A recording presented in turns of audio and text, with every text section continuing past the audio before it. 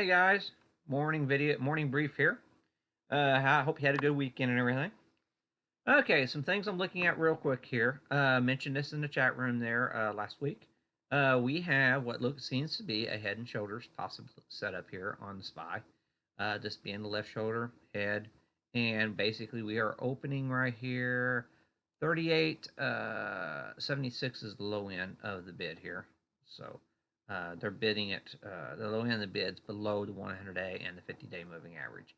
So basically, initially here, they are bidding SPY right here on critical support to start the trading week on the 4-hour chart. So just heads up on that.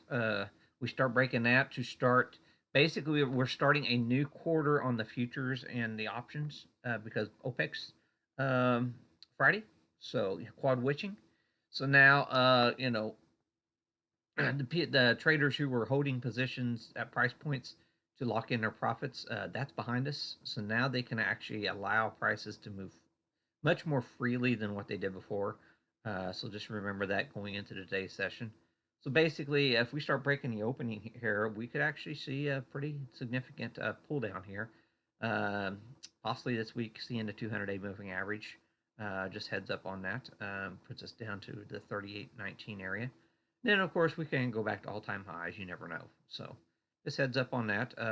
Yeah, basically, whenever I start seeing we're testing critical support to start a whole new trading cycle on a 4-hour chart here, I start getting a little paying attention to what's going on.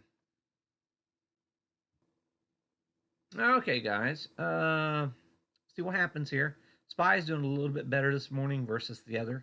So we'll just keep a close eye on that today and see what happens. Maybe this is by the dip. It is nice on a hour weekly basis. We do have an overlapping inventory for 2 weeks. Well, almost 4 weeks here. We got overlapping inventory right through this area. Buyers and sellers that have been content at this price. The only problem we got because of time, how we've been going sideways for time, we are breaking into a more volatile zone. We're starting at this new quarter into what potentially is a far more volatile trading area for SPY. So that actually potentially supports a break of those moving averages on the 4-hour that I showed on SPX. So just keep this in mind in your trading here. This is not the best scenario to be opening a new trading cycle. So I do want to point that out. Okay, guys, here's my cues. This is outperforming this morning, and it kind of makes sense. I watched cycle analysis, and we could have hit an extreme low on cues Friday on a daily cycle basis, but on the weekly cycle basis, we got 2 to 3 more weeks of potential downside forces pushing down on us on the tech. So we'll just keep this in mind going forward here. Basically, I got another yellow line higher here. I am not saying we're crossing back bullish on tech until we can actually start crossing above the 3.6 a closing price above the 316.50 area. In my opinion, that would be the first area that it would turn it.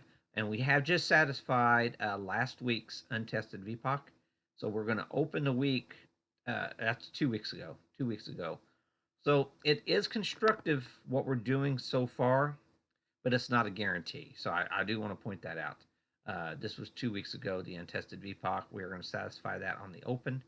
And then we have another one here right above that. And that also lines up with that. What is that? The 50 SMA.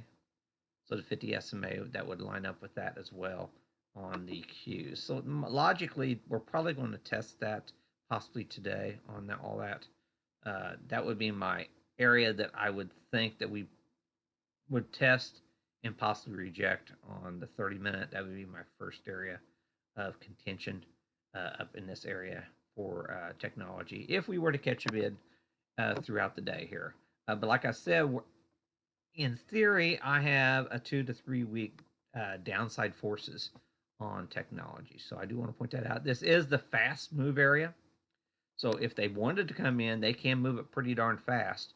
with a potential in just into this zone. Hell, we could even today go all the way up to all-time highs, 326. You never know, but this is a trading area that can move very fast. And maybe this is the buy the dip, and this does line up with a daily cycle low. What happened there Friday? Just barely going out of the accelerated uptrend. So I do want to point that out, both sides of the case, um, and we'll go from there.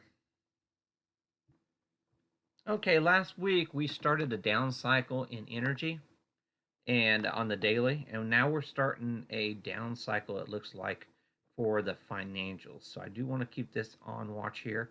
Uh, the numbers from FedEx really disturbed me in the fact that they were not really impacted by any inflation theme, in my opinion, and that area should have been the one most hit.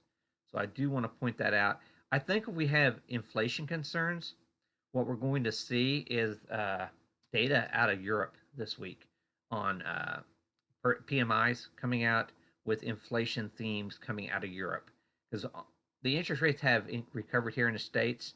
I think the next leg is going to be interest rates recovering in Europe, and they're going to be doing the trade back and forth on rates now, higher between the U.S. and Europe, just like we did with the stock market here in the U.S. from the Nasdaq and the S&Ps for the legs up for the most part.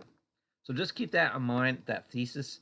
I do think you're going to see higher yields out of Europe later this week, and that's going, that could possibly even support U.S. financials as well. So I do want to keep that theory out there in case that were to materialize. But right now we got a left shoulder possibly ahead, and we do seem to be break. We might be breaking here. I don't know. We'll see what happens. We have an untested VPOC right here. Okay, untested VPOC here, untested VPOC here. So there's plenty of area levels down below that have not been satisfied for to build out a support, a nice solid support for the move. So the thesis for financials being weak today is valid. So we'll just keep that on watch, see if we can start taking out some of these levels, and building some sort of base, a bull flag base. Right now, it would still be a bull flag scenario, but I think that's what they're trying to do this week is build out some sort of bull flag. Bonds do have a bid this morning, so initially have a bid this morning, but we do, like I said, have a lot of PMI data coming out of Europe this week. So it does seem to be a very fast move up here in the Russell, and I could see us coming outside of channel this week. I don't know how long that would last, but hey, if all the markets break down, of course. But we do have an untested daily volume point of control down here, the 221.50 area. I mean, that'd be a nice little target to have. Not saying it will be, but like I said, do have quite a few PMI numbers coming out this week. So I just don't.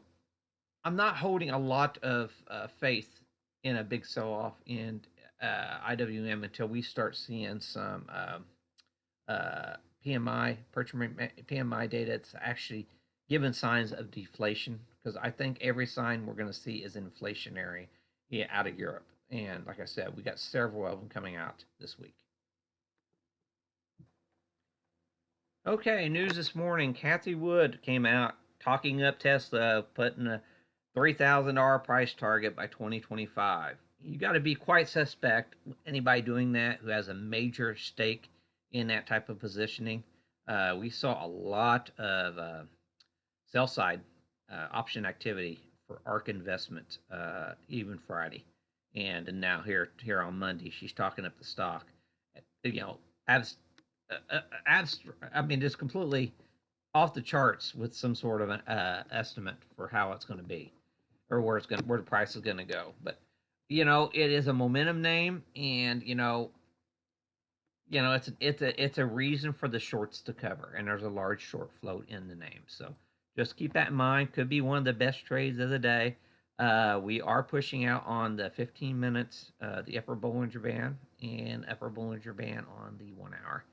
Okay, so I would have much rather seen 500 for a buy point. So I still think it's still very lofty. I've been eyeing 500 to go long. So if that tells you something. Okay, we have some early action in Neo. I think that's also going along with that Cassie Wood stuff. So keep that one in mind. Breaking above the 1 hour here on the got a nice little tight squeeze here on the 1 hour. So we'll keep a close eye on that one. This one here could be a runner today on Neo. Same thing, like I said. Pelotar showing a bullish setup today. So I do want to keep that one on my really nice 15-minute squeeze setup for Pelotar if it were to catch some momentum here today. That one there is on my scan today. Plug Power, same thing. Whole Kathy Wood thing, possibly. Still really weak on the 1 hour. I prefer having the cross going into the open. Still not one of the patterns that I generally take. Facebook showing some relative strength this morning. So, keep this one on watch. And going forward today, Alibaba,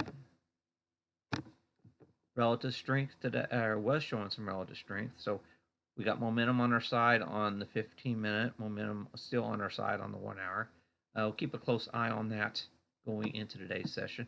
Bearish on the daily. So, keep that in mind. We want to get it confirmed 241.30. Put an alert in there if we can start breaking. We already tried to break out there Friday. 241.30 area. So we had to get above Friday's highs to be a bullish tape. Okay, AMD is another one not looking too healthy here, trading right at its 200-day moving average. Getting a little bit of a bid this morning. So keep that one on watch. Like most of us believe, they paid way too much for Xilinx, and they're getting punished for it. Cities also was looking very toppy here. See, it looks like a weekly reversal setting up here, coming in, and in that same tone, what's going on with Turkey today, with the swaps, all-time highs for Turkey swaps because of their financial turmoil going over there. So that's overnight lending rates, and we were just talking about the overnight lending rates in Europe and in the U.S. having problems. The swaps were spiking, and that can be a leading indicator of problems in the financials. So just keep that in mind. What's going on here? Because we also had a change of policy Friday that's going to be negative for financials as well. So there's a lot of things to keep in mind going forward here on our financials as possible downside forces in the near term. Apple's still a very bearish chart. Even with the Nasdaq popping here, we're not getting any buy signals to speak of. I do think you're going to see this week Apple tagging that 200-day moving average. So just keep that in mind. That puts us down to 116. So very, very easy. Could do it today. So just heads up on that one. At some point this week, that's what I'm thinking is going to happen on Apple. Baidu has their Hong Kong IPO Wednesday.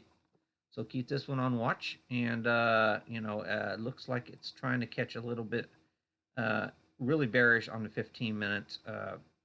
I generally use the 1 hour for setups. And, we're right here at that 50-day moving average on the 1 hour. So keep this one on watch. I do think they're going to keep a bid under Baidu into that news. GameStop's reporting Wednesday. Keep that one on watch.